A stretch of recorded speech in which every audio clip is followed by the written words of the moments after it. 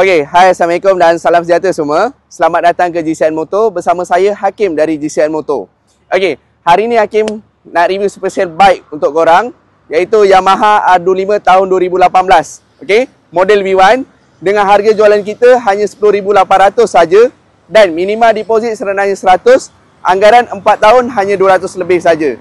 Jadi yang mana tengah mencari motor 2 inline, bajet bawah 11,000, murah-murah, Hakim ada sebiji V1. Okay, so yang mana tahu motor ni, korang cepat-cepat PM kita. Alright, so tanpa lengahkan masa, kita review sikit apa yang ada untuk Yamaha R25 V1 ni. Let's go.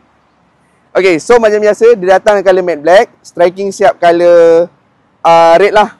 Okay, so untuk sini ni nanti kita tukar baru lah guys. Untuk korang jangan risau, don't worry, be happy. Baby shark dudu. Okay, so let's go. Daripada tayar depan, kalau korang tengok, bunga tayar tebal lagi, ada lagi 80%. Okay, rem standard cemerlang lagi. Alright, so kalau korang tengok dari bagi tepi, sebenarnya motor ni cantik lagi. Dengan tahun kombinasi yang dibuat, cun lah. Alright, exhaust for standard, siap datang dengan splash guard dan maga standard. Kemudian tayar belakang.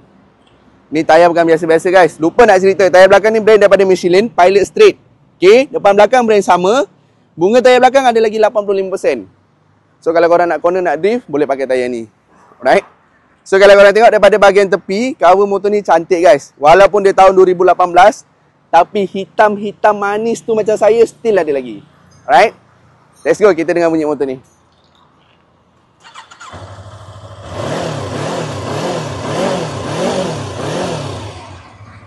Okay, so bunyi engine standard, exhaust standard. Korang berpeluang mendengar dia yang standard lagi. Okay, manakala yang dah tukar exhaust, agak susah nak dengar bunyi belah clutch ataupun bunyi enjin yang salah. Okay, jadi fikir-fikir yang mana berbaloi. Alright, tak nak cerita panjang-panjang. Yamaha R25 V1 tahun 2018 dengan harga jualan kita hanya 10,800.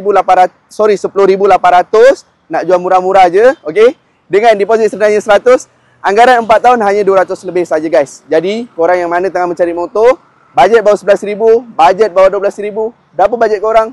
Just PM kita. Okay, so yang mana tengah mencari motor, jangan lupa WhatsApp kita dan cepat-cepat direct call kita. Right? See you next video, motor yang lain, review yang sama.